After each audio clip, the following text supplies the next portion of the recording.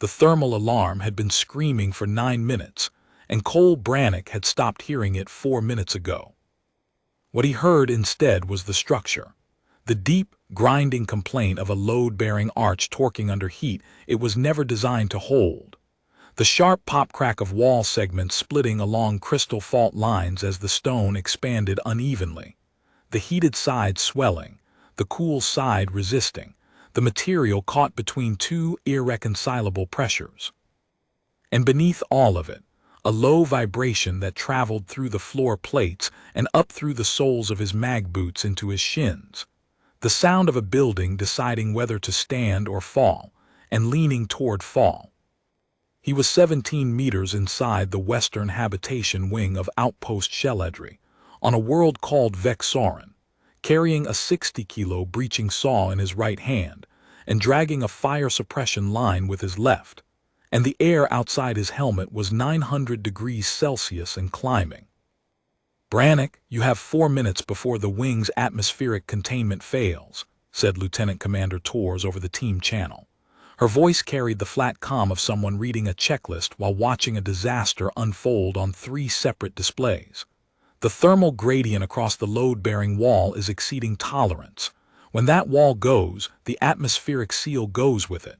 You will be in hard vacuum with superheated debris. Get your count and get out." "Copy," Cole said. He did not slow down. He had been a structural fire rescue specialist for 14 years. Before that, he'd been a municipal firefighter in the urban sprawl of Meridian City on Mars, where the HAB blocks ran 40 stories tall, and the fire suppression infrastructure was older than most of the residents. He had entered buildings that were actively trying to kill him more times than he could count. He had dragged people out of places no sane person would enter. He had burned his hands through his gloves, cracked his visor twice, broken his left collarbone on a falling stanchion, and once spent 11 minutes in a room where the ceiling was on fire, and the floor was compromised, and the only exit was through 2 meters of collapsed partition wall that he cut through with a rotary blade while his air supply ticked below 5%. He had never worked a fire on an alien world before today. The distress signal had reached the IERV Kessler 8 hours ago, midway through a patrol rotation along the Brennholtauter corridor. Not a formatted signal, not even a proper distress beacon. It was a broadband thermal alert, automated, non-directional, the kind of signal a planetary monitoring system spits out when surface temperatures exceed habitable thresholds across a wide area. The Kessler's sensor officer had flagged it as anomalous because the thermal readings were wrong. Vexoran was a temperate world. Its surface temperature should have been averaging 12 degrees Celsius. The alert was reading 300 and climbing, localized to a 20-kilometer radius, centered on a settlement designated in the Galactic Registry as Outpost Sheledri.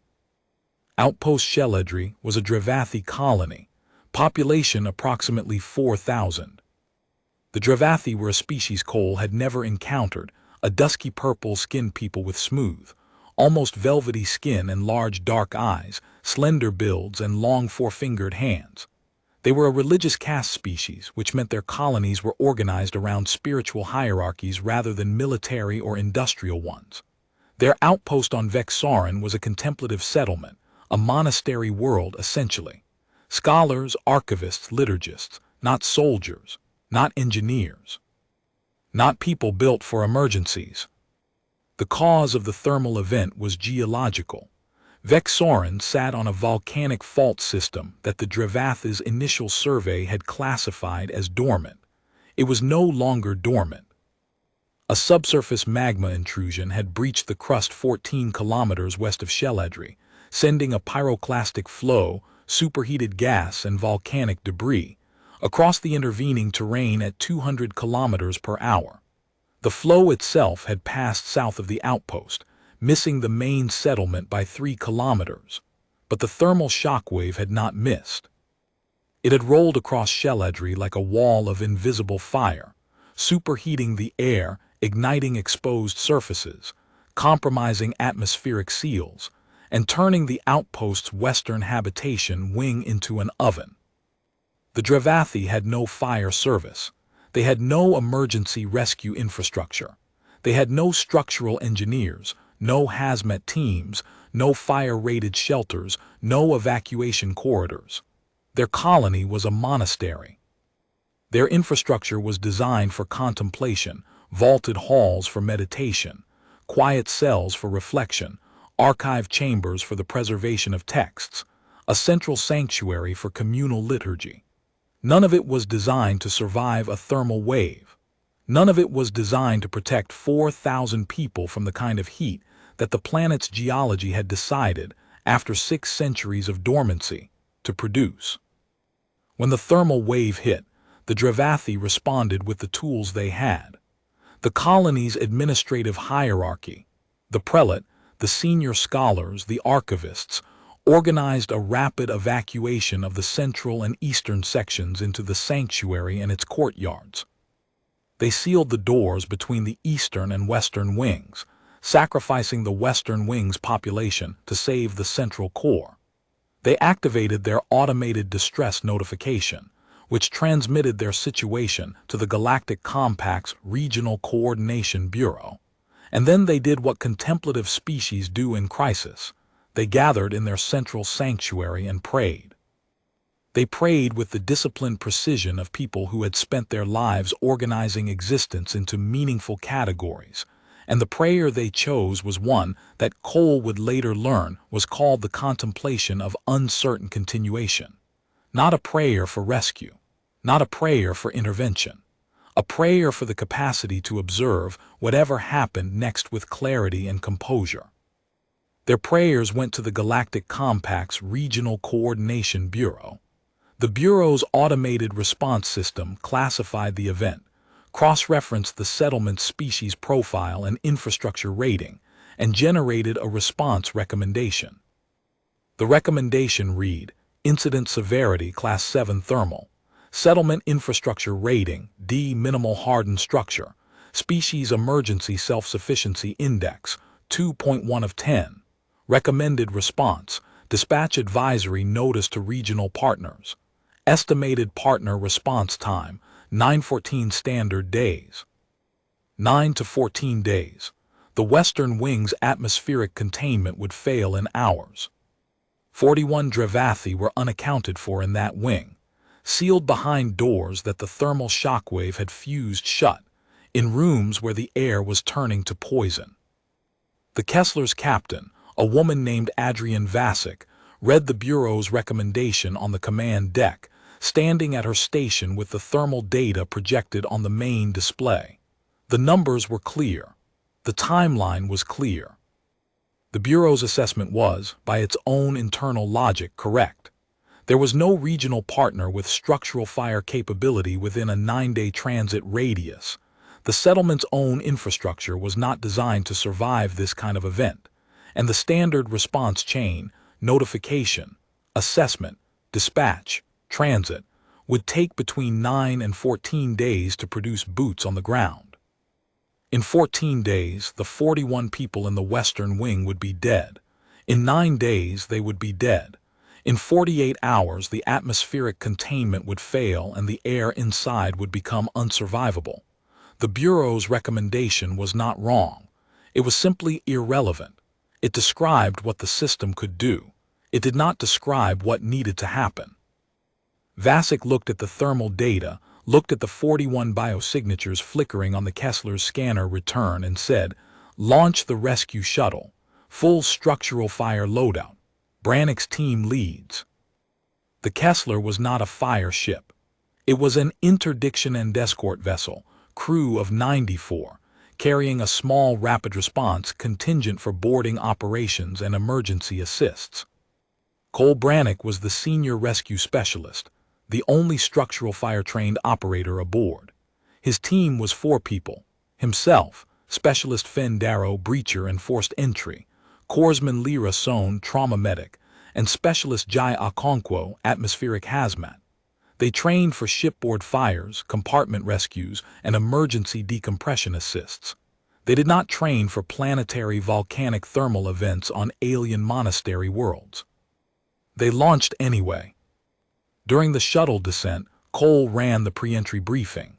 He did this standing, braced against the shuttle's cargo rail, because the turbulence from Vexoran's atmosphere, thick with volcanic particulate, made sitting a poor option. The briefing was short because the information was sparse. Nobody in Terran emergency services had ever run a structural fire rescue on a drevathi settlement. Nobody had a thermal entry protocol for stone-walled monastery architecture. Nobody had a drevathi first aid manual that amounted to more than 6 pages of disclaimers and guesswork. What they had was a thermal map, a building schematic provided by the Kessler's signals officer from the outpost's public registry filing, 4 sets of shipboard fire gear rated to 300 degrees continuous, and the accumulated professional instinct of 4 people who had been trained to enter spaces that wanted to kill them. Standard structural fire doctrine, Cole told them. We enter, we locate, we extract. Don't overthink the species. People are people. When they're in a fire, they need out. We get them out. Darrow handles breach and forced entry. Okonkwo runs atmospheric. I need clean air staging at every junction we pass through. Sohn, you stage at the exterior and triage what we bring out. Learn what you can from their healers before we go in. Questions. Nobody had questions. They had concerns which they kept to themselves and readiness which they did not. The shuttle dropped through Vexoran's atmosphere at 9:40 local. Through the descent window, Cole saw what the thermal shockwave had done. The landscape south of the outpost was scorched gray-brown, the vegetation reduced to ash skeletons. A plume of volcanic gas rose from the western horizon, backlit by a hazy sun that turned the sky a washed-out amber. The outpost itself sat on a low ridge, a cluster of structures built in the drevathi architectural style, smooth-walled, curved, organic shapes that looked like they'd been grown rather than built, rendered in a pale stone that had gone dark with thermal discoloration along the western face. The western habitation wing was the worst. Cole could see the heat shimmer rising from it even from altitude, the air above the structure rippling like water, the stone walls radiating stored thermal energy. The wing's atmospheric seals had held mostly, but the heat had penetrated the walls through conduction, turning the sealed interior into a slow cooker. The drevathi inside those rooms were alive. The Kessler's bioscanners confirmed 41 life signs, scattered through 6 sealed sections, but their environment was hostile and degrading. Cole's shuttle landed on the outpost's eastern platform at 9:58. The platform was crowded. 3,959 drevathi, the entire colony population minus the 41 trapped, were gathered in the central sanctuary, and the surrounding courtyards, organized in concentric circles around a tall, spiral structure that Cole's briefing file identified as the resonance spire, the colony's primary liturgical landmark. The drevathi stood or sat in orderly groups, their dusky purple skin catching the amber light, their large dark eyes tracking the shuttle as it descended. They were quiet, not panicked, not chaotic, quiet in the way that people are quiet when they have done everything they know how to do and it was not enough. A delegation met Cole's team at the platform's edge. 3 drevathi, 2 in the plain dark robes of scholars, 1 in the elaborate layered vestments of a high-ranking liturgist. The liturgist was taller than the others, with skin a deeper shade of purple, almost indigo, and eyes so dark they appeared black. The vestments were embroidered with geometric patterns in silver thread that caught the hazy sunlight. I am Prelate Sarath, the liturgist said through the translation matrix. The voice was measured, controlled, and carried the careful cadence of someone accustomed to being listened to. You are from the human vessel.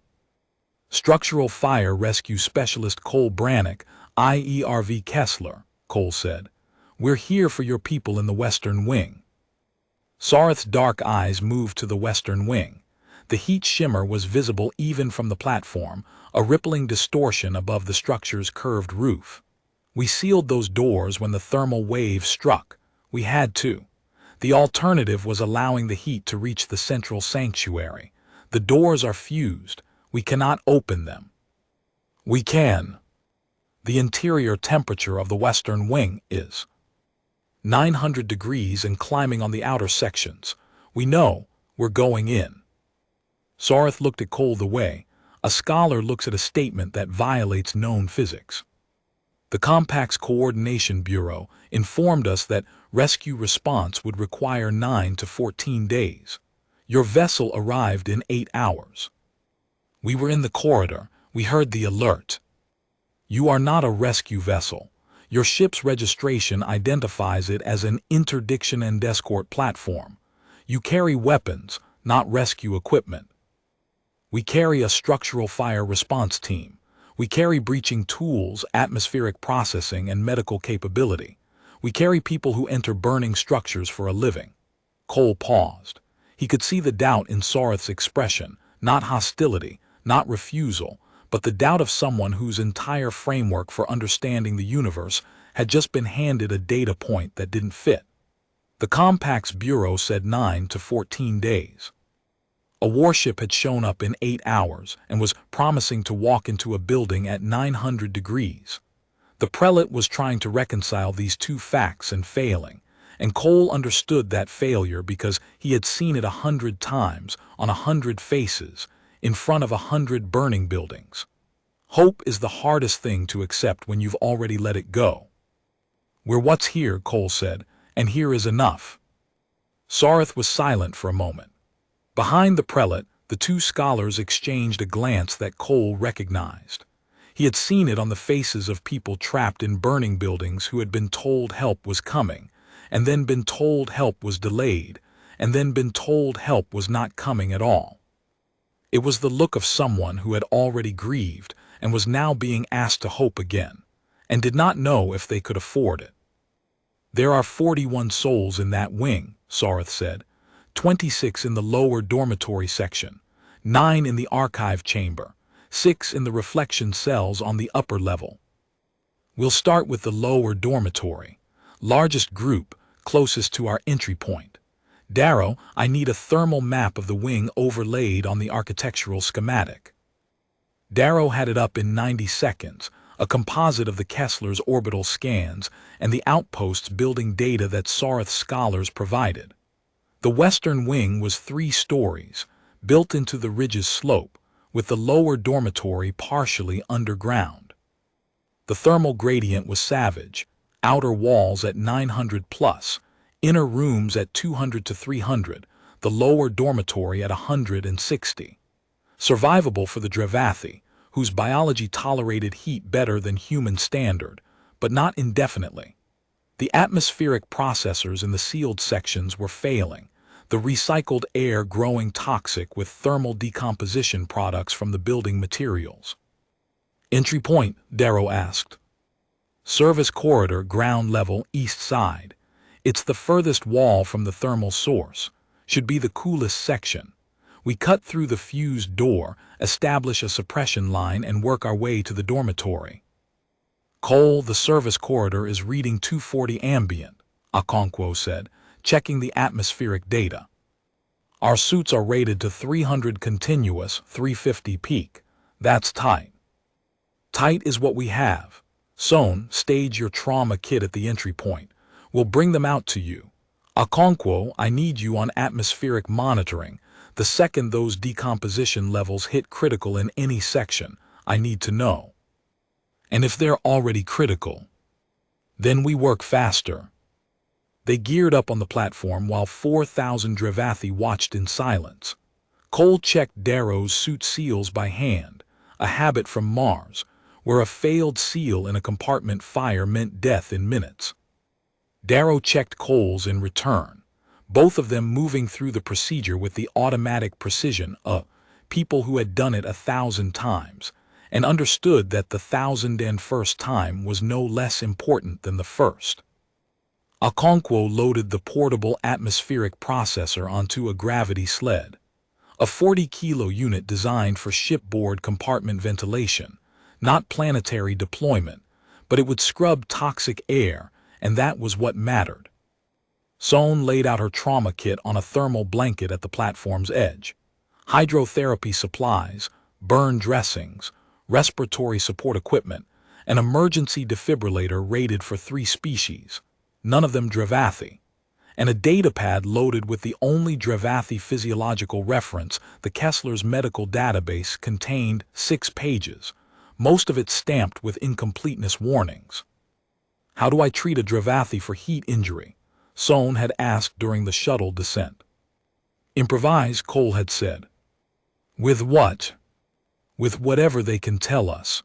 Their healers are out here with the colony. Get them talking. Learn fast." Sohn had spent the 14 minutes since landing in conversation with 2 drevathi healers, soft-spoken individuals in pale robes, who carried no visible medical instruments, but who described their species' thermal tolerances, respiratory mechanics, and critical thresholds with the precise, unhurried clarity of people who healed through knowledge rather than equipment. Their respiratory system was passive diffusion. They did not inhale and exhale the way humans did. Their skin absorbed atmospheric compounds directly, which meant masks were useless, but also meant that getting them into clean air would work faster than it would for a species with sealed airways. Their critical thermal threshold was higher than human. They could tolerate ambient temperatures up to 170 degrees Celsius for short durations. But beyond that, their vascular system began to shut down, their skin flushing dark as blood retreated from the surface to protect the core organs. Sohn wrote everything on her forearm with a medical marker. There was no time for notes. The healers watched her do it, watched a human woman kneel on alien stone, roll up her sleeve, and write their species' survival parameters on her own skin, and one of them said something to the other in untranslated drevathi that the translation matrix caught only as a tone. The tone was wonder. While Sohn learned drevathi physiology from practitioners who had never imagined teaching it to another species, Cole and Darrow ran a systematic equipment check on the platform. They did this publicly, in full view of the colony, because Cole understood from years of arriving at emergencies where the survivors had been waiting and despairing, that watching preparation happen was itself a form of rescue. It said, "Someone is here and they are not leaving, and they know what they are doing." Darrow tested the breaching saw's blade edge, inspected the hand torch's fuel cells, calibrated the thermal imaging overlay on both their visors.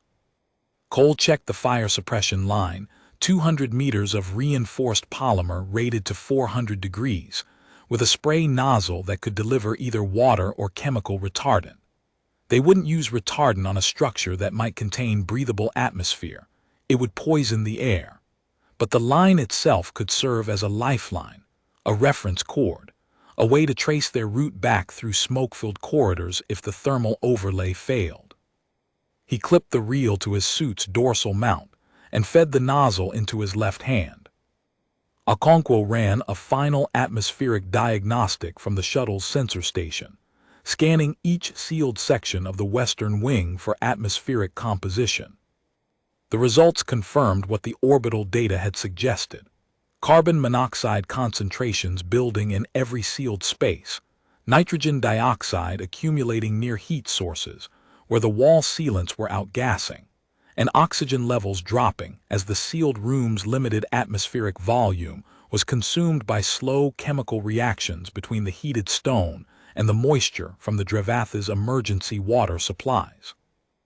"They have maybe 3 to 4 hours of breathable air left in the lower dormitory," Okonkwo reported. "Less in the upper cells. The smaller volume means the contamination ratio is climbing faster. The archive chamber is the biggest unknown. I can't get a clean read through the reinforced door." "Then we move. Lower dormitory first. Largest group, most immediate need." They approached the western wing at 10:14. The heat hit Cole through his suit 50 meters from the entry point. Not pain, not yet, just a heaviness. a pressure against the suit's cooling system that he could feel as an increase in the baseline hum of the thermal regulation fans. By 30 meters, his visor's heads-up display was showing amber warnings on suit temperature. By 15 meters, the warnings had gone red. The service corridor door was fused shut. The thermal wave had expanded the metal frame and welded it to the stone surround. The stone itself had discolored from pale cream to a mottled gray-brown, the surface texture roughened by heat spalling. Darrow set the breaching saw against the seam and cut. The blade screamed through metal and fused stone. Sparks fountained in a cascade of orange and white that scattered across the platform stone and died. Behind them, at a distance, Sorath had established with quiet authority. A group of drevathi scholars watched, their dark eyes wide, their four-fingered hands pressed together in a gesture Cole's translation matrix flagged as prayer. The door came open at 10:23. The air inside the service corridor was visible, a thick, brownish haze of thermal decomposition products, the wall materials slowly outgassing under sustained heat. The haze smelled of nothing through Cole's sealed helmet, but his suit's external chemical analyzer painted a picture.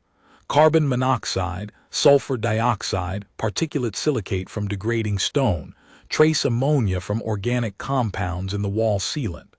Toxic for humans, toxic for drevathi. Masks won't help them, Sohn said from the entry point, reading Okonkwo's atmospheric data as it streamed to her pad. Their respiratory system is passive diffusion. They don't have a sealed airway we can mask over. We need to get them into clean air. Then we bring clean air to them. Okonkwo set up the portable atmospheric processor at the corridor junction. Pump clean air into the dormitory section before we open it. Okonkwo hauled the processor into the service corridor on the gravity sled, parking it at the junction where the service corridor met the main dormitory access passage. He activated it at maximum output. The unit began cycling the toxic atmosphere, drawing contaminated air through its scrubber banks, stripping the carbon monoxide and sulfur compounds, pushing clean, breathable air deeper into the wing through the corridor's natural circulation pathways. The unit's compressor whined at a pitch that told Cole the motor was already working harder than its design spec intended. It would hold. It had to hold. Cole and Darrow pushed forward through the service corridor. The heat climbed with every meter. Cole's suit cooling was at maximum output, and he could feel the differential. The suit's exterior absorbing heat faster than the internal system could dump it. The thermal regulation fans cycled faster, the coolant flow increased, and his core temperature ticked upward in increments so small the suit only updated them every 30 seconds. 37.4, 37.6, 37.8. Not dangerous. Not yet. But the margin was narrowing with every step, and Cole had been doing this long enough to know that margins were not renewable resources. They reached the dormitory door at 10:31.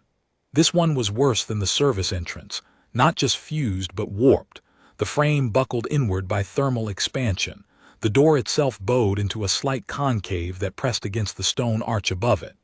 The arch was cracked, a fracture line running diagonally from the upper right corner, the stone on either side displaced by 3 centimeters.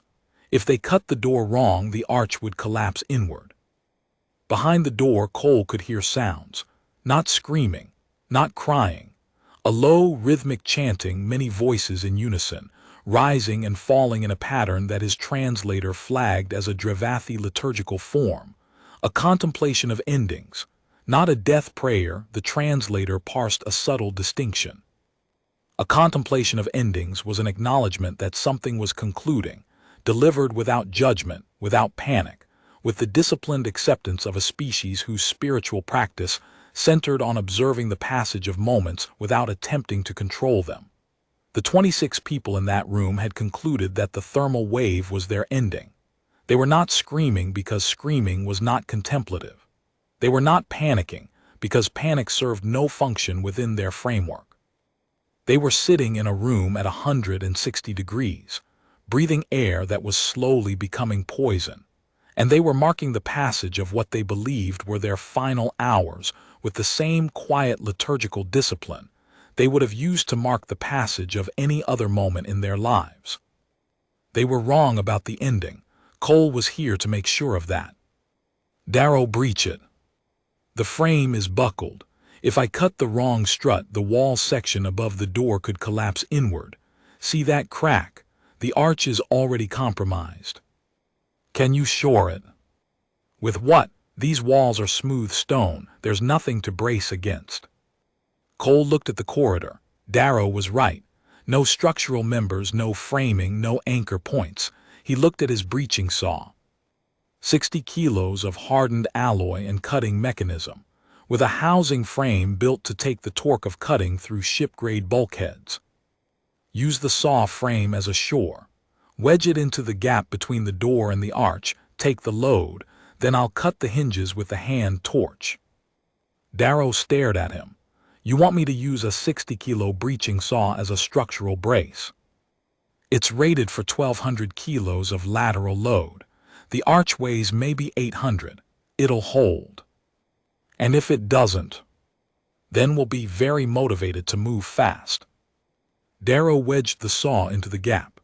The alloy frame caught the arch's weight and held. Cole watched the stress indicators on the saw's diagnostic panel climb and stabilize. It held. Cole dropped to his knees, pulled the hand torch from his belt, a small cutting tool designed for precision work on ship systems, with a flame barely wider than a pencil, and began cutting the door's lower hinge. The torch threw a narrow blue-white flame that looked almost cold against the orange-brown haze. Each hinge took 4 minutes. There were 3 hinges. 12 minutes on his knees in a corridor at 270 degrees, cutting through heat-expanded metal while the arch groaned above him, and the saw frame creaked under the load. While Cole cut, the chanting behind the door shifted. The rhythm changed. Faster, more urgent. Individual voices emerging from the unison, layering over each other, losing the liturgical pattern, gaining something rower. They knew someone was on the other side. They could hear the torch. After hours of silence and sealed darkness and rising heat and the slow accumulation of toxic air, they could hear someone cutting through the door. At 10:43, Cole cut the 3rd hinge, and the door fell inward. Darrow caught it with the saw frame, redirecting its fall sideways into the corridor wall instead of into the room. The dormitory was revealed. 26 drevathi in a room designed for 12. They had sealed themselves in when the thermal wave struck, packing into the space with a discipline that spoke of institutional training.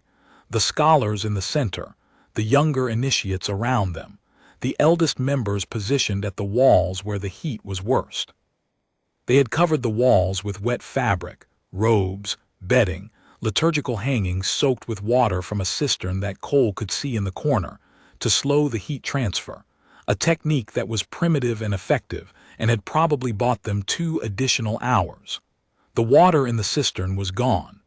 The fabric on the walls was dry and beginning to singe at the edges closest to the exterior. The prelate's ceremonial vestments hung on the far wall, soaked through and steaming. Someone, Sareth, or someone acting on Sareth's authority before the sanctuary evacuation, had given up the colony's most significant ceremonial garments to cover the hottest section of stone. Liturgical silver thread darkened by heat.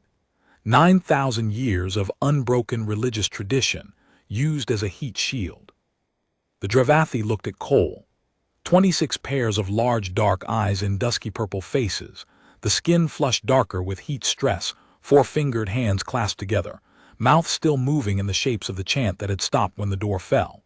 The eldest, a thin figure with silver-threaded vestments and skin so dark it was nearly black from heat flush, sat at the center of the group, hands folded, back straight, eyes clear despite what must have been 10 hours of slowly deteriorating conditions.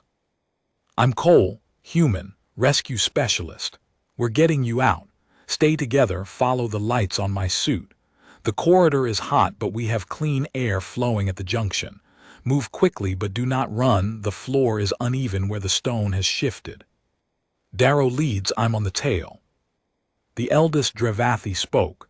The voice was thin but steady. "There are children in the reflection cells above us, 6 initiates. They sealed themselves on the upper level when the wave struck. I know they're next, but right now you are first. Let's move." The eldest looked at Cole for 2 seconds. The dark eyes were assessing not Cole's competence but his conviction. Whatever the eldest saw in the face behind the fogging visor was apparently sufficient, because the thin hands unclasped, the straight back inclined forward, and the eldest drevathi stood and said a single word to the room.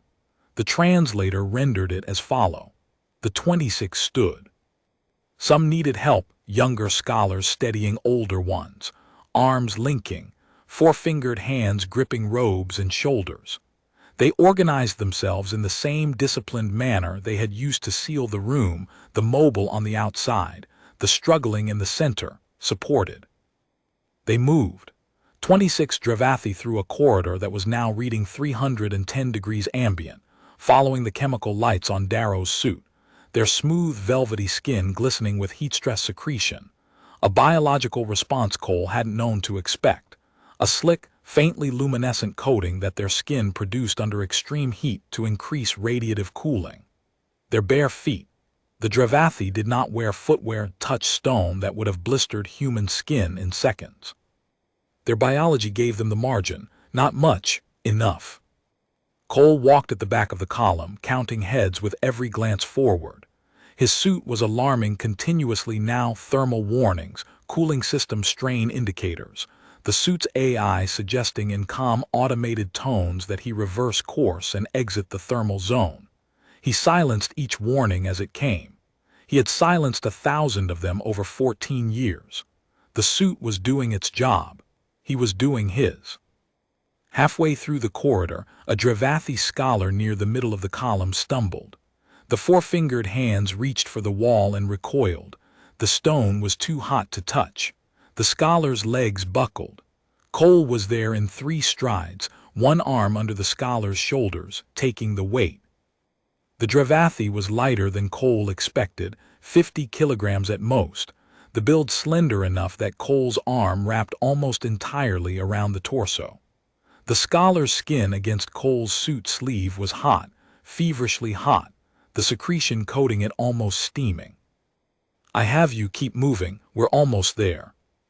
The scholar's dark eyes looked up at Cole from a face flushed almost black. "You are very warm," the scholar said through the translator. "Yes," Cole said. "It's a side effect of being inside a building that's on fire." The scholar made a sound that the translator could not categorize. It might have been a laugh. Behind them, another scholar, older, larger, slower, stopped walking. Cole saw it happen in the chemical light's glow, the four-fingered hands pressing flat against the hot corridor floor, the knees folding, the body going down. Darrow couldn't double back without stopping the front of the column and creating a pileup in a 300-degree corridor. Cole shifted the first scholar to a younger drevathi who had been walking alongside, transferred the weight, turned back, and knelt beside the fallen scholar in the same motion. No words. He hooked one arm under the scholar's knees and the other behind the shoulders, lifted, and carried. The corridor was not wide enough for Cole plus a body in his arms to walk normally. He turned sideways, pressing his back against the hot wall. The heat hit his suit's dorsal plating, and his cooling system protested with a surge of fan noise. And Crab walked the remaining 40 meters to the junction with the scholar held against his chest, and the fire suppression line dragging behind his boots. At the corridor junction, Okonkwo's atmospheric processor was running at maximum output, creating a pocket of breathable air that the drevathi walked into with a collective shudder. Clean air entering passive diffusion respiratory systems that had been processing contaminated atmosphere for 10 hours. Several of the younger scholars sat down immediately, their legs giving way with the abruptness of bodies that had been running on adrenaline and liturgical discipline, and nothing else. Soam was there with the 2 drevathi healers, scanning, assessing, directing. She had written treatment protocols on her forearm in medical marker. The ink was smearing in the heat. 26 out, Cole reported over the team channel. Tours confirm. Confirmed. 26 biosigns relocated from the dormitory section to the junction. 32 life signs total now accounted for, 26 here plus 6 on the upper level. 9 remaining in the archive chamber. Copy Darrow on me, upper level next. Cole, the upper level is reading 400 plus on the thermal map. Your suit's already at tolerance margin. Then we don't stop to admire the architecture. He turned back toward the service corridor entrance. On the platform behind him, the 26 rescued drevathi were being distributed among the colony's healers. Each survivor guided to a cooling station that the healers had set up using water from the monastery's eastern cisterns and cloth soaked in an herbal compound that Sohn's scanner read as a mild vasodilator, something that encouraged blood flow back to the skin's surface after heat-related constriction. It was elegant, simple, and it worked. Sohn was taking notes on her other forearm now, the first one full.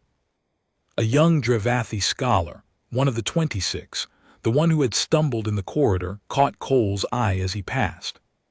The scholar was sitting on the platform stone, a wet cloth draped across the back of the neck, dark eyes clear.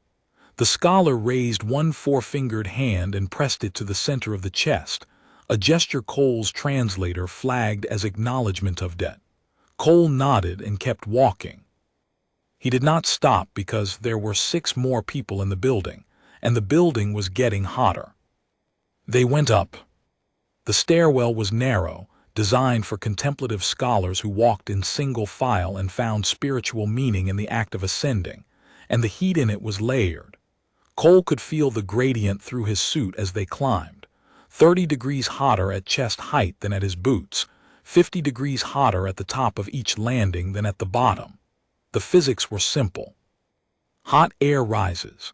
In a sealed stairwell with no ventilation and stone walls that had been absorbing thermal energy for 10 hours, the air at the top was a different environment than the air at the bottom.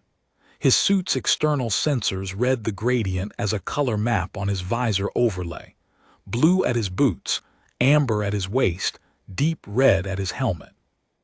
The stairwell to the upper level was the worst section Cole had ever entered in 14 years of structural fire work. The stone walls had absorbed the thermal shockwave's full energy and were now radiating it back into the enclosed space like a kiln, the temperature climbing with every step upward as the heated air pooled at the ceiling and worked its way down. The stone under Cole's boots was soft, not melting, not at these temperatures, but the thermal expansion had pushed the stair treads apart at the joints, creating gaps that caught his boot tips and threatened to pitch him forward. His suit's external temperature gauge read 412 degrees at the top of the stairs. His internal temperature was climbing core body temp at 38.4, heading toward the 39-degree threshold where cognitive function began to degrade. His cooling system was at max and losing ground, the thermal regulation fan screaming at a pitch he could hear through his helmet padding. The young initiates had built a barricade across the stairwell entrance, furniture, liturgical fixtures, rolled carpets, anything solid and dense enough to slow heat transfer. Smart, desperate, the kind of thing people do when they understand the physics of heat transfer even if they've never fought a fire. Darrow cut through it with a hand torch while Cole braced the sections as they came free, stacking them against the stairwell wall to keep the passage clear for the exit. Brannick, your biotelemetry is showing core temp approaching 39, Tors said from the Kessler. I need you to acknowledge the threshold. Acknowledged. Your standing orders require you to withdraw at 39.5. Copy. He did not intend to withdraw at 39.5. Tors knew that. She logged the advisement anyway because the regulations required it, and because 14 years of working with structural fire specialists had taught her that the advisement was a ritual, not a command. The regulation existed because someone in a headquarters office had drawn a line on a chart and said, "This is where you stop." But the people who went inside burning buildings had never been the kind of people who stopped at lines on charts. Tors knew this. She logged the advisement and kept her hands near the emergency extraction controls, and did not pretend that the number on the chart was going to matter. The reflection cells were small, individual meditation chambers, barely 2 meters square, arranged along a curved corridor on the upper level. 6 doors. 6 cells. 6 young drevathi who had sealed themselves in individual rooms when the thermal wave struck, because that was what their training taught them to do in an emergency.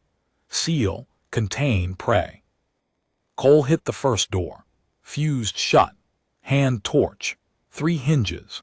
The heat was making the torch harder to control. His gloves were stiffening as the outer layers heated, the thermal-resistant composite losing flexibility, reducing dexterity in his fingers. He compensated by bracing his wrist against the doorframe and letting his shoulder take the control load instead of his hand. Firefighter technique, old school, learned on Mars in hab-block fires where the heat came through concrete walls, and the equipment was older than the building. First cell, a young drevathi, perhaps equivalent to a human teenager, curled against the far wall with wet fabric draped over their head and shoulders. The fabric was dry now, stiff with dried water minerals. The initiate's skin was flushed dark, conscious, dark eyes blinking in the sudden light from Cole's helmet lamp, wide with something between terror and hope. Alive. "Can you walk?" A nod, shaky but definite. Cole pulled the initiate up. The drevathi's four-fingered hand gripped his forearm through the suit with surprising strength and guided them to Darrow at the stairwell. Second cell, 2 initiates together. They had broken through the thin partition wall between adjacent cells to be with each other. The partition stone was crumbled at the base where they had kicked it through, the gap barely wide enough for a slender drevathi body to squeeze through. Holding hands, 4-fingered grips interlocked, the knuckles dark with heat flush, both conscious, both moving, though the smaller of the 2 was unsteady and leaned against the other. Follow the first one down. Darrow's at the stairs. Stay against the wall, the center of the stairway is the hottest. Third cell, another young drevathi, alone. This one had not curled against the wall. This one had been standing when Cole cut through the door, standing with hands pressed flat against the hot stone, as if trying to hold the walls together by willpower, as if the pressure of 4-fingered palms against heated rock could keep the cell from becoming a tomb. The initiate's palms were blistered from the contact, the smooth purple skin raised and discolored where it had pressed against stone at 300 degrees. Cole looked at the hands, and then at the initiate's face and said, "Follow the others down. Sohn has medical at the exit." The initiate looked at the blistered palms as if seeing them for the first time. Then the young drevathi walked past Cole toward the stairwell without speaking. Fourth cell, the door was partially open. The initiate inside had managed to work the lower hinge loose before the metal seized. The hinge pin had been partially withdrawn, the gap enough to admit a thin stream of corridor air, but not enough to squeeze through.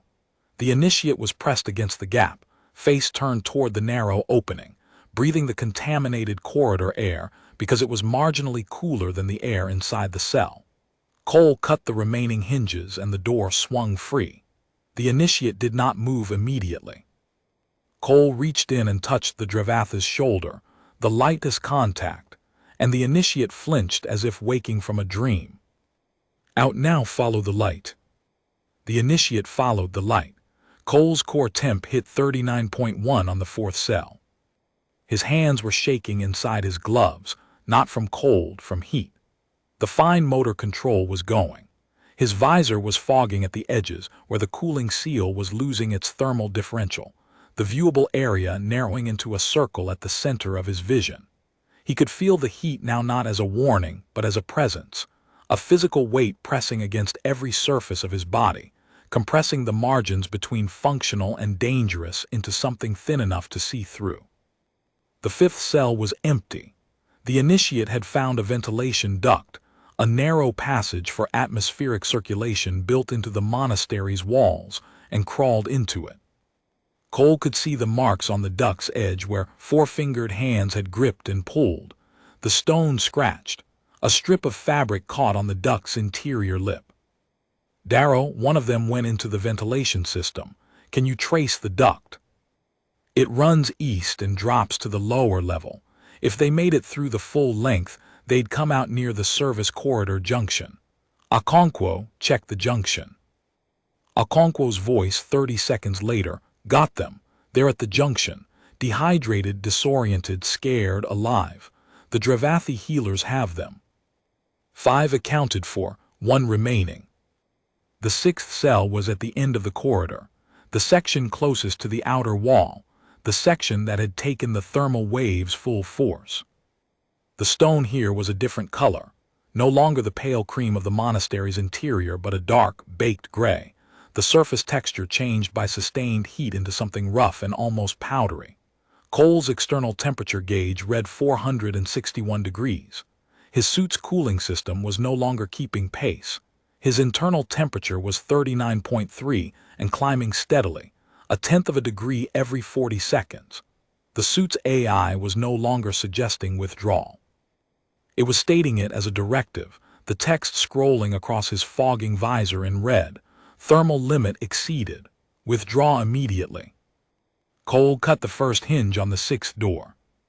"Brannick 39.3, Tors said. Her voice was still flat. The hands on the extraction controls were not. "You are past advisory threshold." "I have one more.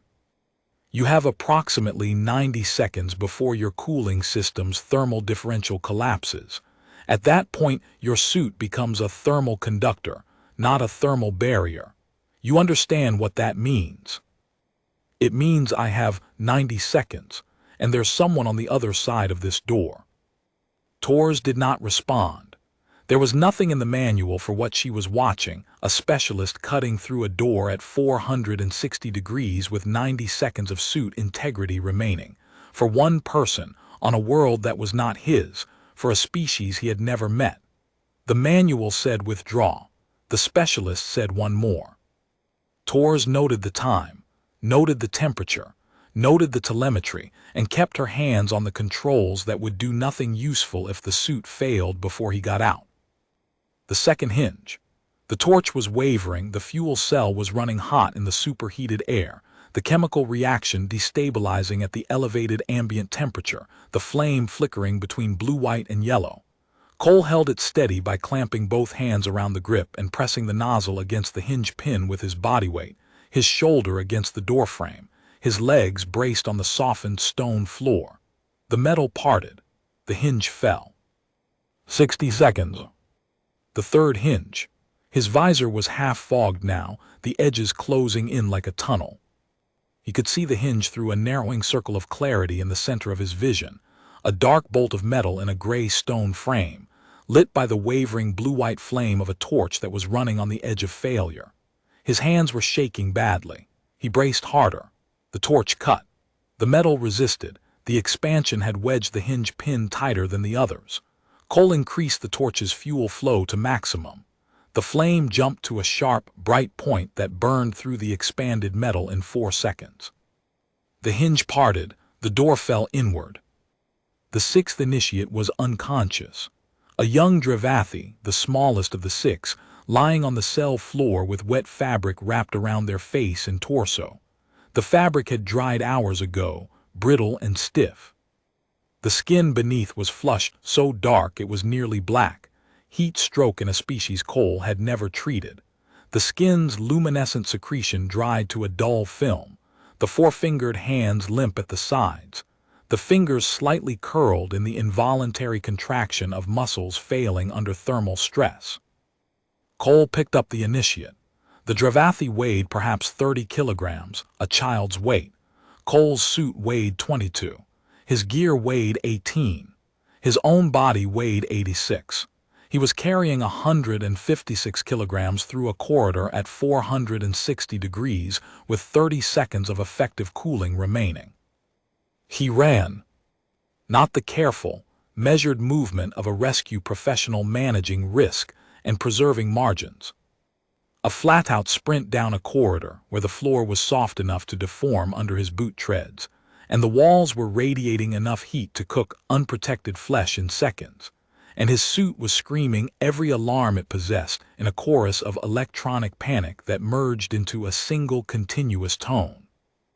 Darrow was ahead of him, the 5 other initiates already descending the stairwell under their own power, and Darrow saw Cole coming at a dead run with a body in his arms, and simply turned and ran alongside, one hand gripping Cole's suit collar to keep him upright if he stumbled, the other hand clearing debris from the path ahead. They hit the stairwell. The temperature dropped 30 degrees in the first landing, the cooler air from the lower level pooling at the bottom of the stairs, creating a thermal gradient that Cole's suit seized on like a drowning man catching a rope. 40 more degrees by the second landing. Cole's cooling system caught a breath of differential and surged back into effective operation. The fans cycling from their maximum overdrive screamed back to a sustainable whine, pulling his core temperature back from 39.6. 39.6.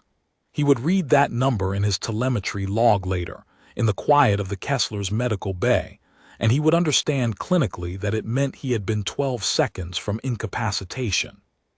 12 seconds from his legs failing, his arms going slack, the unconscious child in his grip sliding to a stone floor at 460 degrees. 12 seconds between a rescue and a recovery. They reached the junction at 11:12. Okonkwo was there. Sohn was there. Clean air.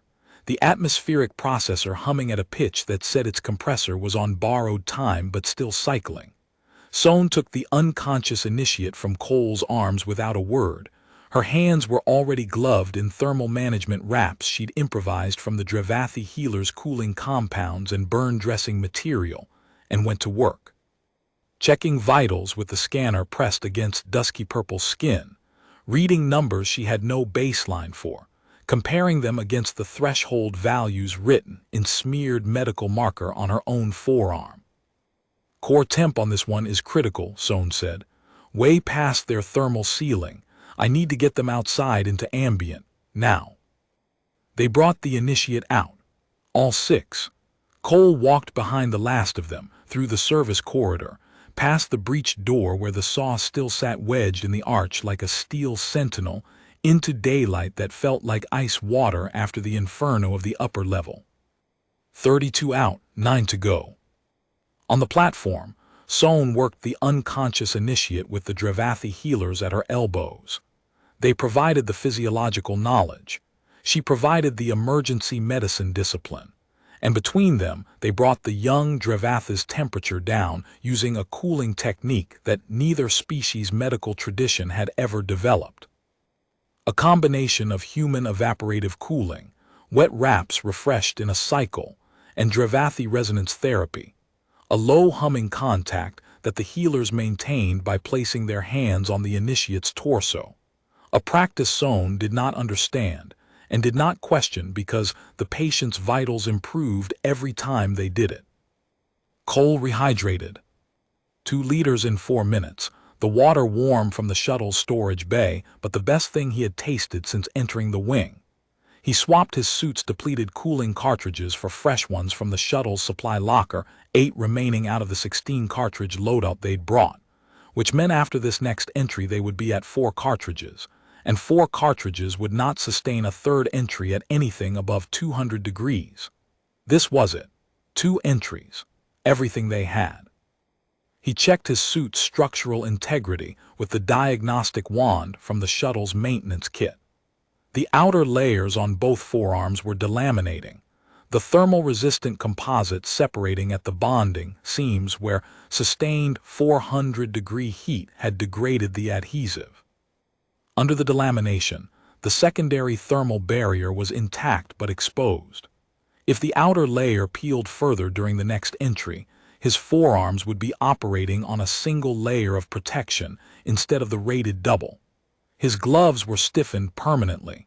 The composite had set in a partially flexed position, which meant his grip was fixed at about 70% of normal range. His visor seal was compromised on the left side where the cooling gasket had melted, which meant his fogging problem would be worse on the next entry. the viewable area smaller, the margins tighter. Darrow sat beside him during the cartridge swap and said nothing. Darrow had his own damage to assess. The left glove's dexterity actuator was gone, and a hairline crack had appeared in his visor's lower right corner, a stress fracture from the thermal cycling. They did not discuss whether the next entry was advisable. They discussed how to make it work. While Cole and Darrow prepared, Okonkwo had been running continuous atmospheric scans from the shuttle's sensor station, tracking the conditions inside every sealed section of the wing. The atmospheric processor at the junction was still running, but its output had dropped by 30% since they'd entered. The scrubber banks were saturating with captured contaminants, and the motor was drawing more power to maintain the same airflow. Okonkwo estimated 2 more hours of useful life before the unit failed entirely. He looked at the western wing. The archive chamber, 9 drevathi, sealed in a room on the second level that housed the colony's historical and liturgical records. The thermal readings on the archive chamber were 420 degrees and stable, which sounded better than climbing, but meant the stone walls had reached thermal equilibrium with their environment and were now conducting a constant, steady heat into the sealed space. The archive section's atmospheric seal is degrading, Okonkwo reported. He'd been monitoring remotely through the atmospheric sensors they'd left in the corridor. I'm reading pressure fluctuations. The seal is losing integrity around the door frame. When that seal fails completely, they lose their breathable atmosphere. The corridor air replaces it. How long?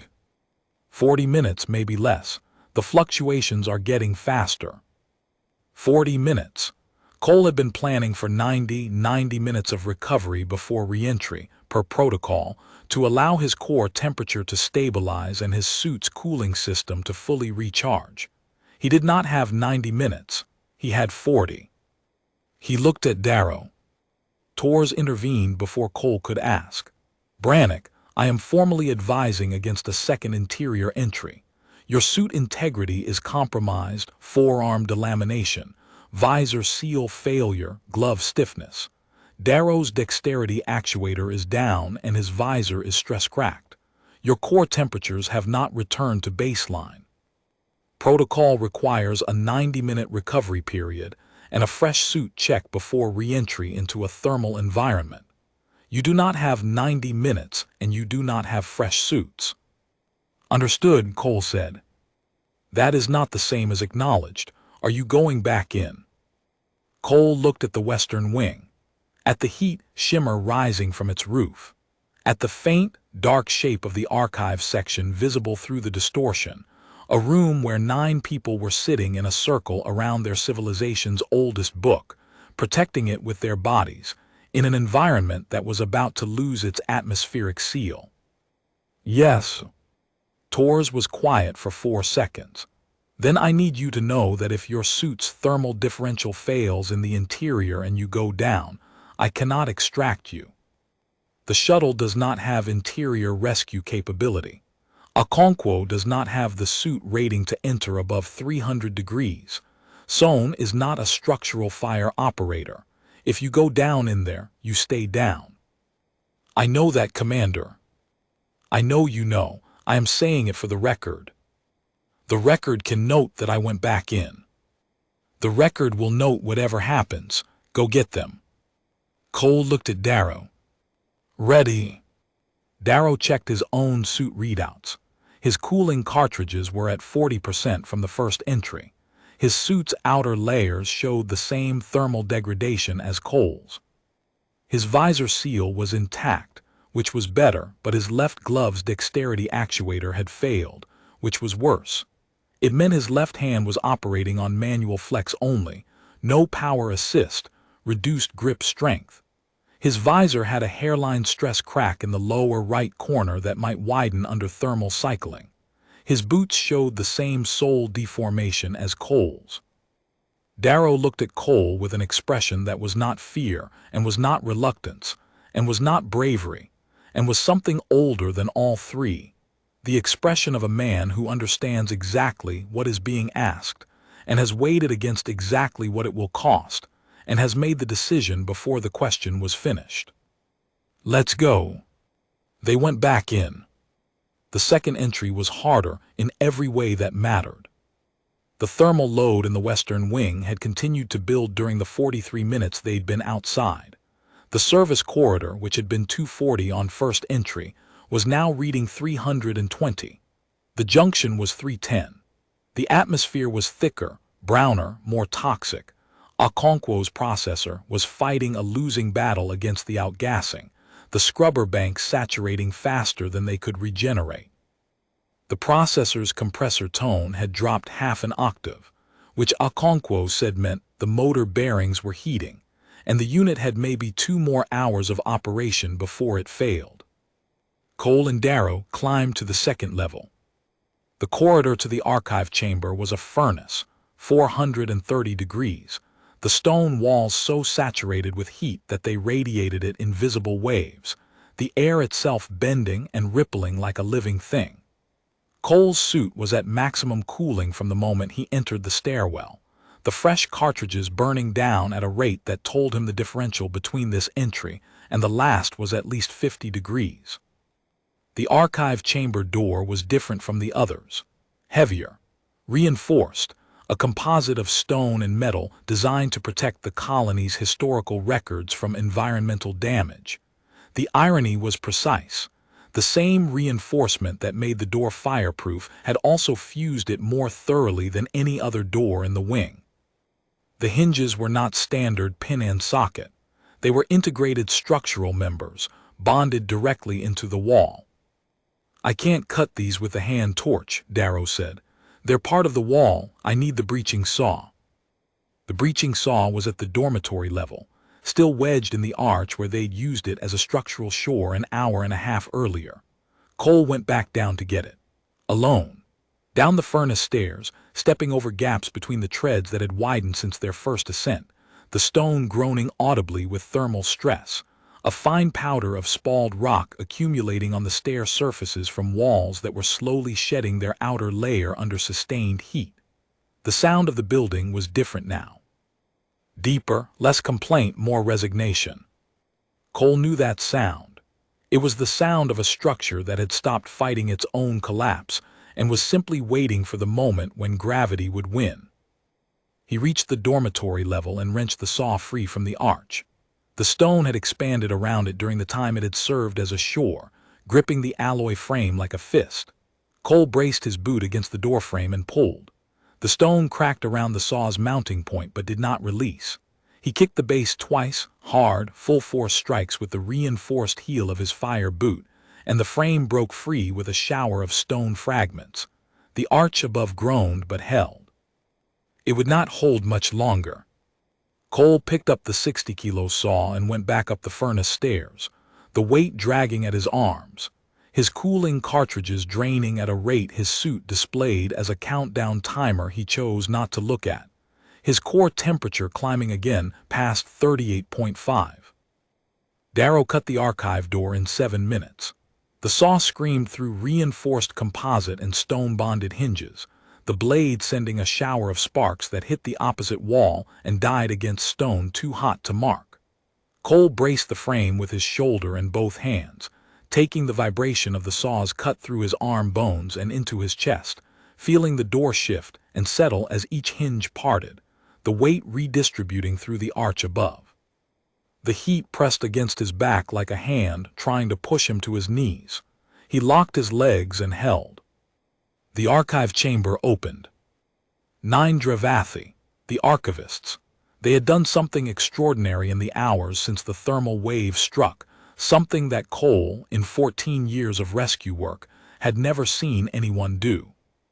They had repurposed the archive's environmental controls, systems designed to maintain precise temperature and humidity for document preservation, calibrated in fractions of a degree, intended to keep centuries-old manuscripts at a constant 18 degrees Celsius, and overridden every safety parameter to create a localized cold zone within the chamber. They had pushed the cooling elements to absolute maximum output, rerouted the power from the archive's lighting and data systems to the climate controls, and achieved an internal temperature of 68 degrees Celsius in a room surrounded by 430-degree walls. They had bought themselves hours with a climate control system designed for old manuscripts and used it as a survival tool. But the controls were failing. The cooling elements were overloading, their compressors seizing under a thermal load they were never designed to counter. One unit had already burned out. Cole could smell the ozone of fried circuitry even through his sealed helmet, the suit's analyzer flagging electrical decomposition compounds in the chamber's atmosphere. The temperature inside was climbing 68 when Cole arrived, 74 by the time Darrow finished cutting through the door, 81 by the time the last hinge fell. The archivists were seated in a precise circle around a central pedestal. On the pedestal were stacked the colony's oldest documents, physical records on crystalline tablets, bound manuscripts of liturgical text in leather analog bindings that predated the Drevathi's spacefaring era, a single large volume whose cover was embossed with silver geometric patterns identical to those on Soreth's vestments. The archivists had arranged themselves as a living barrier between the heat radiating from the walls and the records on the pedestal, their bodies absorbing thermal radiation that would have degraded the documents. They had been sitting there for 10 hours. Their skin was flushed dark, their postures rigid with the effort of not moving, their four-fingered hands folded in their laps with the stillness of people who had made a decision about what mattered and had committed to it with their bodies. They had been protecting the records with their own skin. The lead archivist, a thin, elderly drevathi with silver-streaked purple skin and hands that trembled with heat exhaustion, looked at Cole and said, "The manuscripts must be removed first." Cole looked at the manuscripts. He looked at the archivist. He looked at the temperature reading on his visor, 86 degrees inside the chamber and climbing, 430 outside, his cooling cartridges at 38% and falling. "The manuscripts are second. You are first. Stand up, all of you, we're leaving." The Saladhi Codex is 9,000 years old. It is the only copy in existence. It is the foundational text of Drevathi contemplative practice. If it is lost, if you die, who reads it? Stand up. The lead archivist looked at Cole for 3 seconds. The dark eyes, steady, clear, undimmed by heat that had driven the archivist's body to its limits, held Cole's through the fogging visor. Then the archivist stood. They all stood. Cole noted that 3 of them could not stand unaided. Heat exhaustion had progressed to heat injury, their muscles failing, their dark-flushed skin radiating a heat he could feel through his suit sleeve when he steadied one of them. Darrow took 2 of the injured, one under each arm, his broken dexterity actuator forgotten. Cole took the third, a small archivist who weighed almost nothing and whose four-fingered hands gripped Cole's suit collar with a strength that belied the failing body. "I will carry the codex," the lead archivist said, and picked up the large embossed volume from the pedestal with hands that shook visibly, but did not drop the book. Cole did not argue. 14 years of fire rescue had taught him that you do not take someone's purpose from them in an emergency. You get them out. You let them carry what they need to carry. The codex was 9,000 years old. The archivist's commitment to it was older than any regulation Cole had ever followed. They descended. 9 archivists, 1 codex, 2 humans, through a corridor at 440 degrees, because the thermal load had jumped during the 7 minutes they'd spent cutting through the door. Cole's cooling was at 24%. His core temp was 39.1. Darrow was breathing hard. Cole could hear it over the channel, the rhythmic hiss-hiss of a man whose body was telling him to stop, and whose hands were still holding 2 people upright, and whose feet were still moving forward. The lead archivist walked with the codex pressed to their chest, both arms wrapped around it, the silver-embossed cover reflecting the dim amber light from the corridor's heat-glowing walls. The archivist's feet, bare, like all drevathi, left faint marks on the softened stone floor. They did not stumble. They did not slow. 9,000 years of unbroken textual tradition walked down a stairwell at 400 degrees in the arms of the person who had guarded it, and Cole walked behind them, and Darrow walked behind Cole, and the building groaned around all of them and held. They reached the junction. Okonkwo was there with the processor running on what sounded like its last reliable hour. Sohn was there with her ink-smeared forearm and her jury-rigged cooling wraps, and two drevathi healers who had not left the corridor since the first extraction. The three heat-injured archivists went to Sohn immediately. The lead archivist set the Saladhi Codex on the atmospheric processor's housing, the flattest, cleanest surface available, and stood over it, swaying, one hand on the book's cover, until a younger scholar from the courtyard came in and guided the archivist toward the exit with careful, reverent hands. 9 more out, 41 total, all 41 accounted for, all 41 alive. Behind them, as if it had been waiting for its occupants to leave, the western wing's upper level began to collapse. The sound came through the walls first, a deep, structural groan that ran through the stone like a living thing, followed by the sharp crack of a load-bearing arch giving way somewhere in the upper corridor. Through the service corridor's open doorway, Cole could see dust billowing from the wing's upper windows, fine gray powder ejected as internal walls came down. The stairwell they had descended 4 minutes ago was gone. The reflection cells where 6 young drevathi had prayed and waited and listened to the sound of a torch cutting through their doors were gone.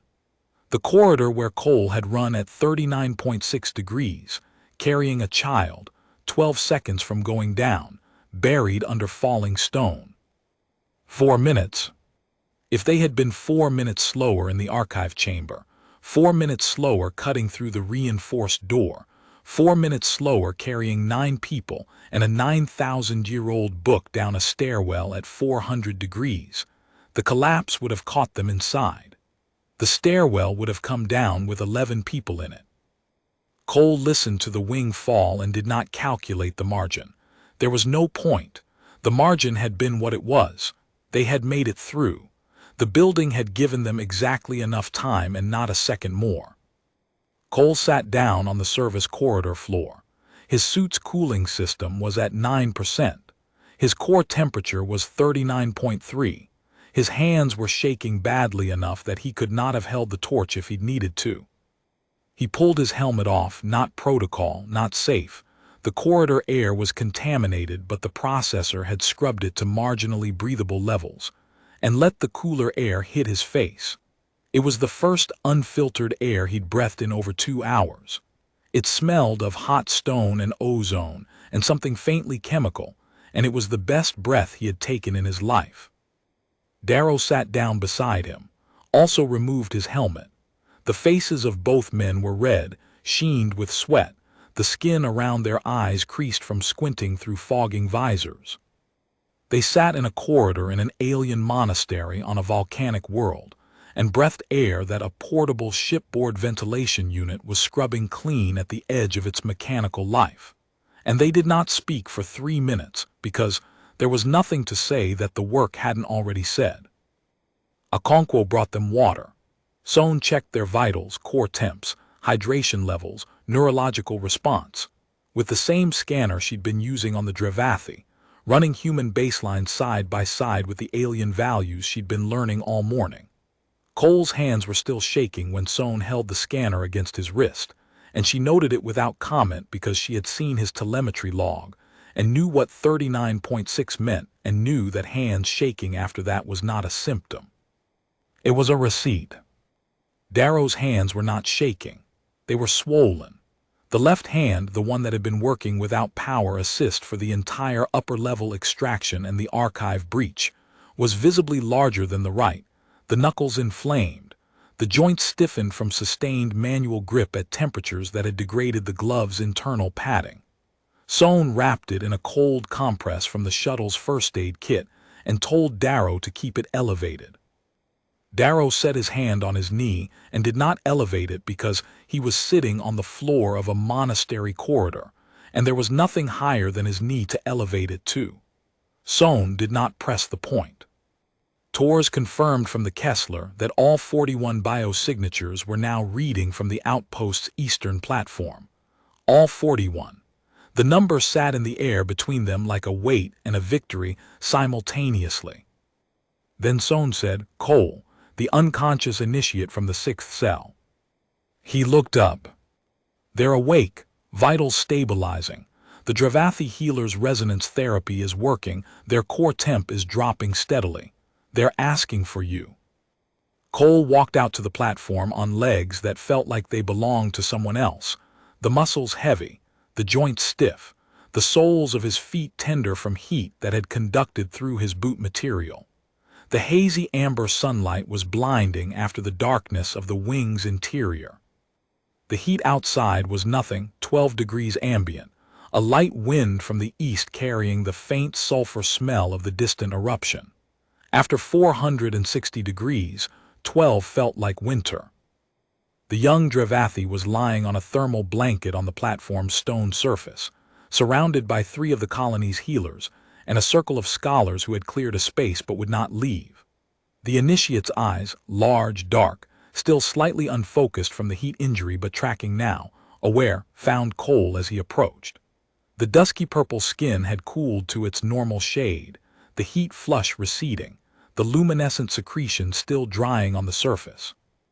The 4-fingered hands were lying on the blanket, palms up, the fingers uncurled. The initiate looked at Cole for a long time.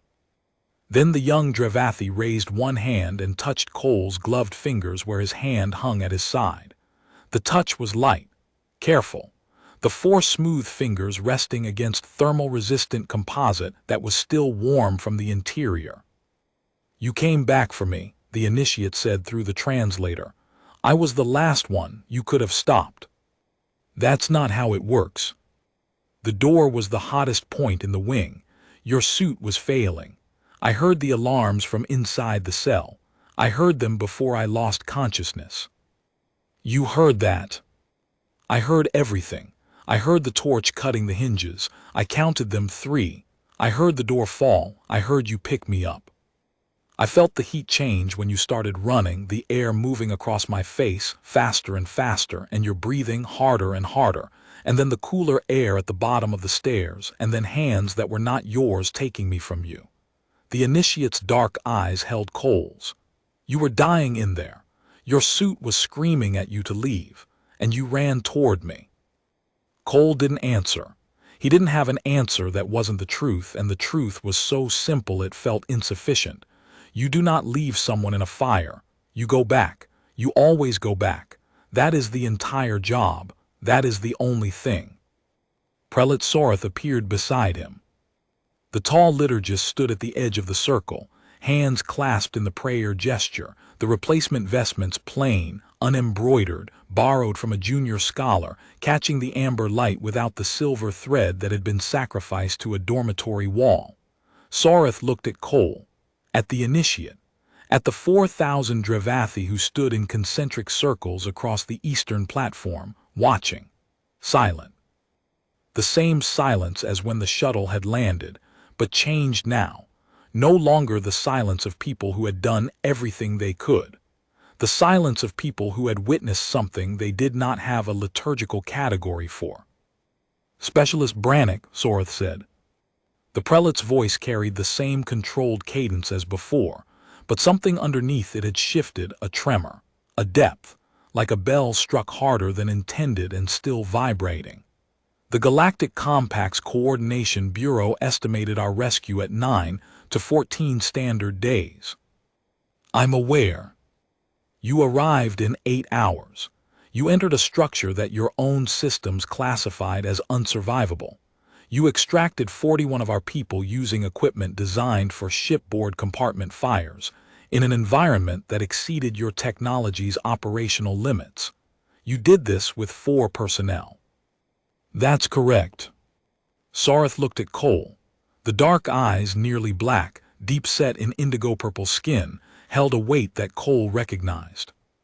He had seen it in the eyes of survivors who understood, for the first time, that someone had risked everything for them. Not because they were ordered to. Not because there was a reward, not because a bureau had dispatched them with a mandate and a timeline, because the building was on fire and there were people inside, and that was enough. The Compact's bureau classified our settlement as infrastructure grade D, Soreth said. Minimal hardened structure. Our emergency self-sufficiency index is 2.1 of 10. We are a monastery. We have scholars, archivists, liturgists. We do not have fire services. We do not have rescue capability. We do not have structural engineers or emergency response teams. The Bureau's automated system assessed all of this and generated a recommendation. The recommendation was not a rescue dispatch. It was an advisory notice. A notice, Specialist Brannick, sent to regional partners who would arrive in 9 to 14 days to a settlement whose trapped population would have been dead in hours. I read the recommendation. You came anyway. Yes. Why? It was the question.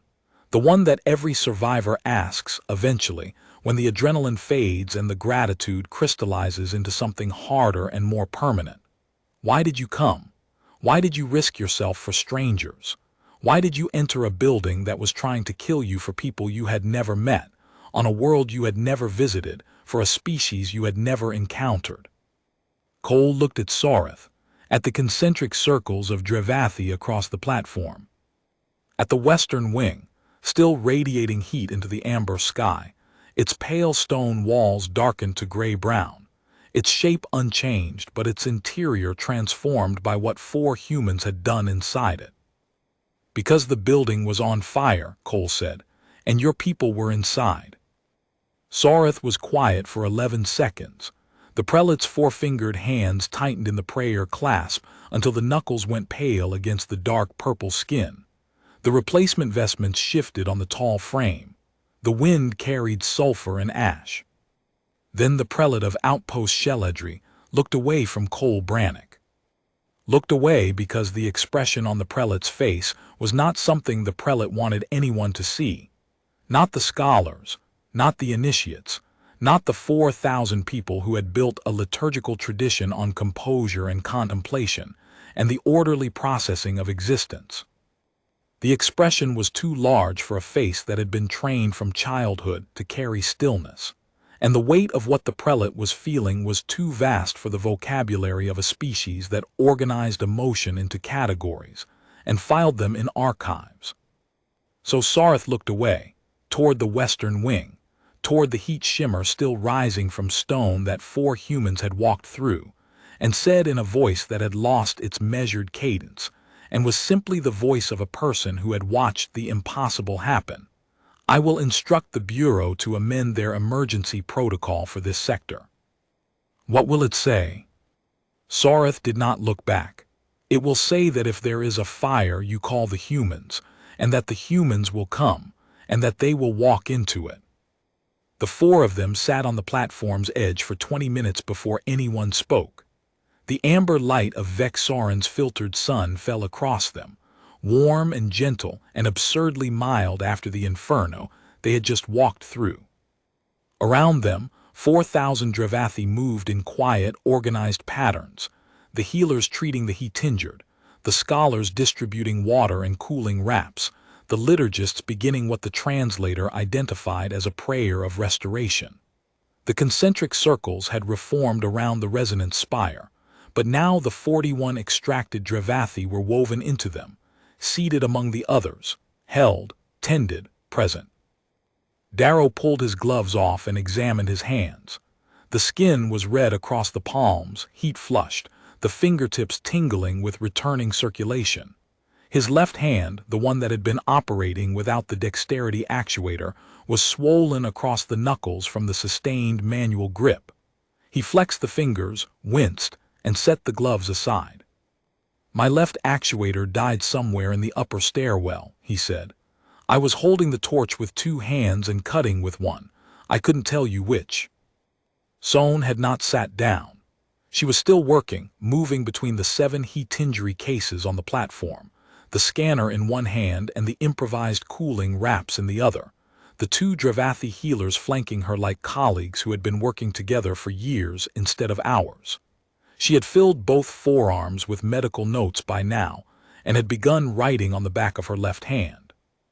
The ink was smeared in places where the sweat from the corridor had mixed with the marker, and some of the numbers were illegible, and she treated patients anyway because the numbers she needed, the threshold values, the response rates, the drevathi vascular constriction pattern, were in her head now. She had learned a species emergency medicine in 90 minutes and was practicing it on a monastery platform on a volcanic world, and she did it with the same steady, unhurried competence she would have brought to a standard sick bay rotation on the Kessler. It was not remarkable to her. It was the job. Like the building was Cole's job, and the breach was Darrow's job, and the air was Okonkwo's job. You learn what you need to learn, and you do what needs doing, and you do not stop until it is done. Okonkwo ran diagnostics on the atmospheric processor. The unit's compressor had seized 11 minutes after they'd brought the last archivist through the junction, 11 minutes of margin between the last extraction and total equipment failure. The scrubber banks were saturated beyond field service capacity. The motor bearings had welded themselves to the shaft. The unit was done. Okonkwo shut it down, disconnected the power leads, and logged it as a total loss alongside the breaching saw and the 14 cooling cartridges. Tors logged the operational summary that evening from the Kessler's command deck. 4 personnel, 2 entries, total interior time 2 hours and 17 minutes, ambient temperatures ranging from 240 to 461 degrees Celsius, all 41 trapped personnel extracted alive. She noted Brannick's core temperature peak of 39.6 degrees Celsius, Darrow's peak of 39.1, Okonkwo's sustained corridor exposure at 310 degrees during the atmospheric processor deployment, and Sohn's treatment of 7 drevathi heat injury patients using protocols that did not exist in any medical database before that morning. She added a single annotation to the ops summary. Both interior operators exceeded advisory thresholds voluntarily. Both operators returned to the interior after the first extraction without waiting for the recommended recovery period. No disciplinary review recommended.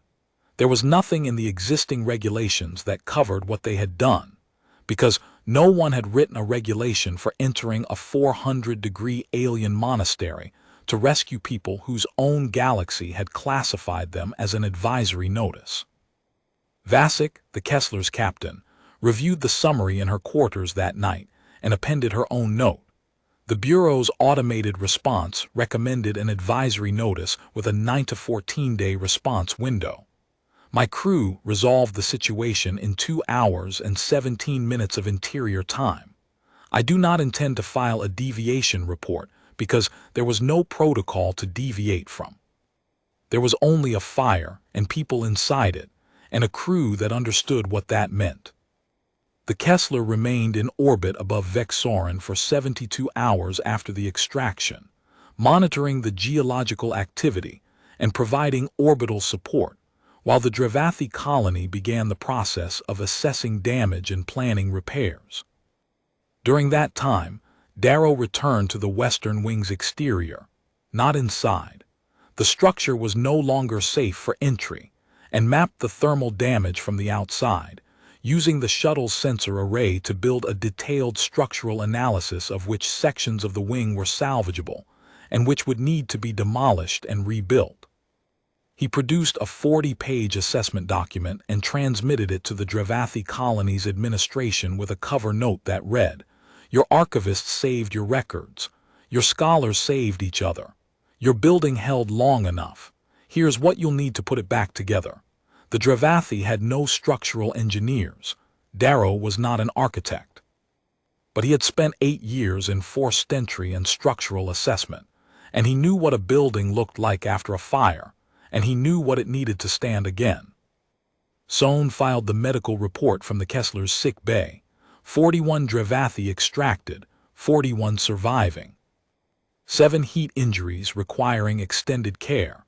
All 7 stabilized using cooling protocols that Sohn had developed on the platform in real time, combining human evaporative cooling technique with drevathi resonance therapy, creating a treatment methodology that existed nowhere in any species medical literature, before Sohn wrote it on her forearm with a medical marker on an alien platform. She submitted the combined cooling and resonance protocol to the Terran Medical Registry as a formal case study, co-authored with the two drevathi healers whose names she had learned during the operation, healer Verath and healer Solen.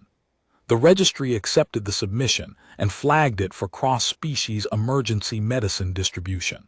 No drevathi fatalities. No human fatalities. Equipment expended.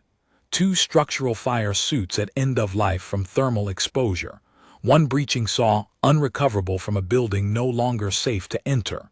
1 portable atmospheric processor seized after 19 hours of continuous overload operation. 14 of 16 cooling cartridges. The Galactic Compact's Regional Coordination Bureau received an amendment request from Outpost Sheledry 9 days later. The request was filed by Prelate Sarath, co-signed by all 41 extracted personnel, and stamped with the archival seal of the Saladhi Codex, a formality that, in drevathi liturgical law, elevated the document from an administrative filing to a permanent article of faith. The amendment read, Emergency Protocol, Vexoran Sector, Subsection Thermal Event Response, Current Advisory Recommendation rescinded. Replace with, Contact Terran Emergency Services. They will enter the fire. The Bureau processed the amendment in 11 minutes. No objections were filed.